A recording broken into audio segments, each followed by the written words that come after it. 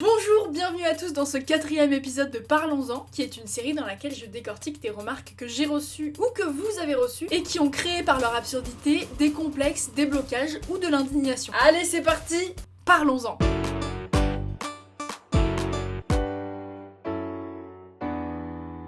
Vous voyez dans Nemo quand Dory elle dit et ben l'autre jour je me suis fait apostropher exactement sur ce même ton quand je marchais dans Paris. Bonjour, bonjour, bonjour. Et vu que je suis, on peut le dire, une star, qu'il m'arrive d'être reconnue dans la rue grâce à ma démarche chaloupée, j'ai préparé mon plus beau sourire. Et quand je me retourne, je me retrouve face à une femme d'une 50aine d'années qui me demande si je parle français. J'ai compris qu'elle avait aucune volonté que je lui signe un autographe. Elle a l'air, ma foi, sympa comme tout, elle porte une doudoune violette et un pantalon pas de def, et je me vois déjà lui expliquer comment se rendre à l'Arc de Triomphe ou lui dire qu'il est 13h50. Et elle me dit, il faut pas venir habillé comme ça ici. Là je fais face à mon pire cauchemar. J'ai oublié de mettre mon pantalon ce matin et je viens de faire 40 minutes de métro en doudoune et culotte. Je baisse la tête et j'ai mon pantalon. Quel soulagement. Elle voit que je suis un peu perdue et du coup elle précise, faut pas s'habiller comme ça ici, c'est trop moulant, il y a tous les mecs qui vous matent.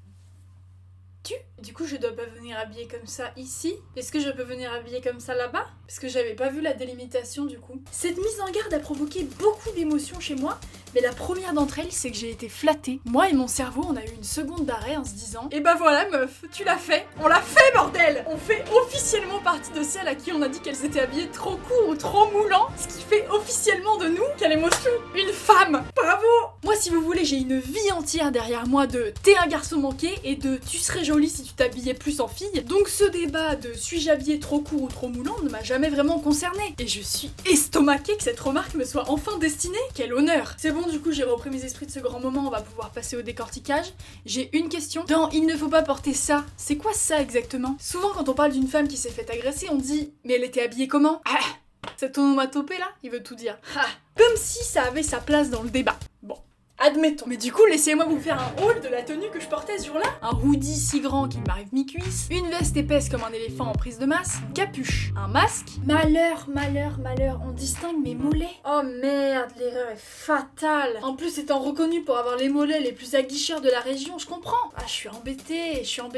Non, je suis embêtée. J'imagine que dans tout ça, il y a un mode d'emploi de la tenue de base pour pas se faire agresser. Du coup, moi, je l'ai pas reçu, quoi. Il faudrait me le retransférer par mail. Du coup, la discussion continue et je lui explique gentiment que c'est pas parce qu'il y a 3 pecnos sur le bord de la route qui n'ont pas compris qu'il était temps d'ouvrir les yeux et d'arrêter de les poser sur mes fesses que je vais me trimballer en pantalon de ski dans les rues. Bon, ce à quoi elle répond, oui, mais vous avez raison. Mais moi, maintenant, je me protège. Ça m'a énervée. Tu te protèges de par quel moyen exactement? C'est le pantalon pas de def? C'est ça la solution aux agressions? Mais arrêtez tout, nous voilà sauvés. Et en fait, cette colère s'est immédiatement fait chasser par la peine. Je me protège. On vit dans une société où une femme de 50 ans, qui manifestement s'est fait emmerder plus d'une fois dans sa vie, s'en est remise à la peur des pecnos sur le bord de la route. Et se sentent obligées de prévenir les autres femmes du danger. C'est terrifiant. Ça veut dire que ça s'arrêtera jamais? Quand je serai daronne ou grand-mère, je serai encore à me demander si je vais me faire agresser quand je sortirai dans la rue? Non mais vous me dites, hein, que je me prépare psychologiquement. Le débat devient un peu profond là, non? Non mais je sens qu'il y a besoin d'une petite vanne pour alléger le récit, quoi. Qu'est-ce que je vais vous trouver? Ah!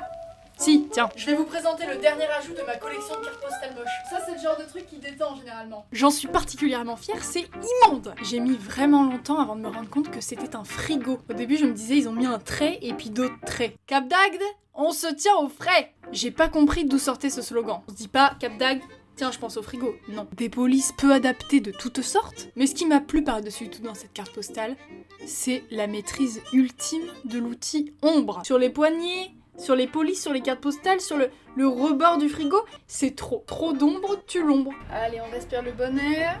Fin de la pause, on reprend? Mais du coup, moi j'ai une question pour tous ces gens qui trouvent nos tenues trop courtes, trop moulantes, trop provocantes à leur petit goût. Et cette question est...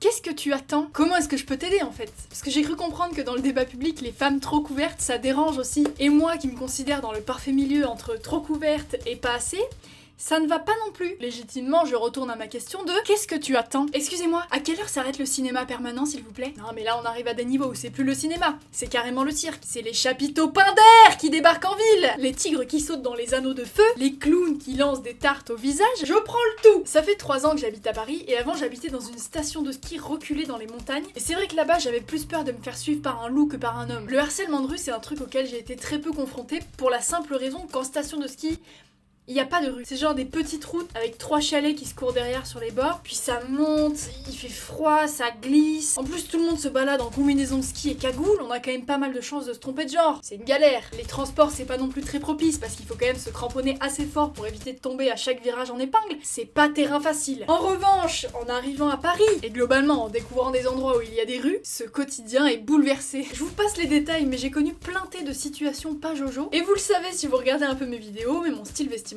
se résume principalement à des pyjamas, à des joggings et à des cheveux hirsutes. Parce que, attention révélation, les vêtements ne sont pas le problème. Voilà, je sais, ça surprend. Vous êtes prêts, on répète tous ensemble? Les vêtements ne sont... À vous. Petite pause carte postale. Si, je sens qu'on a besoin de respirer un peu là. Alors voilà pour vous, ma carte postale préférée. Car elle est interactive. N'est-elle pas incroyable? Ce que je préfère dans tout ça, c'est la faute de grammaire dans cette petite phrase. C'est du génie!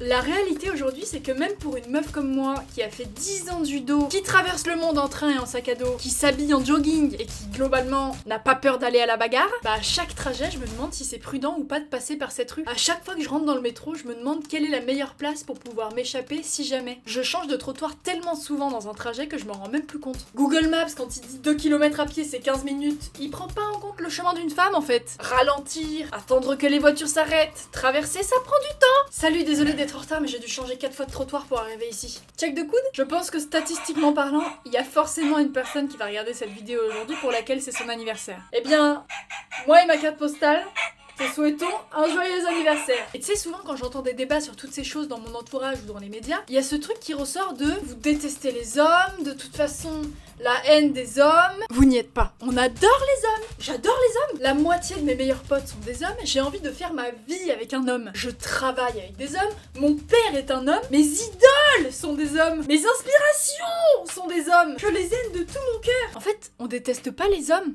On déteste la débilité. J'ai encore tout le monde ou on a besoin d'une nouvelle pause? Vous me dites, hein, moi j'ai toute une collection de cartes postales à présenter.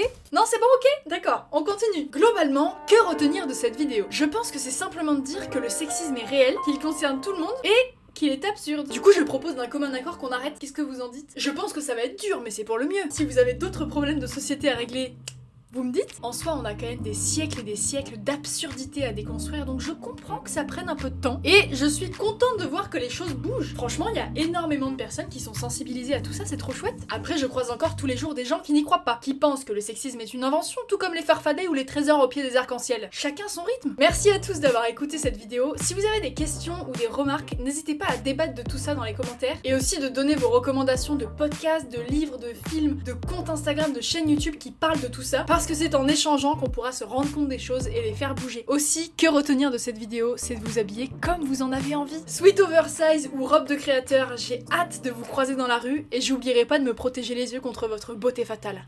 Abonne-toi!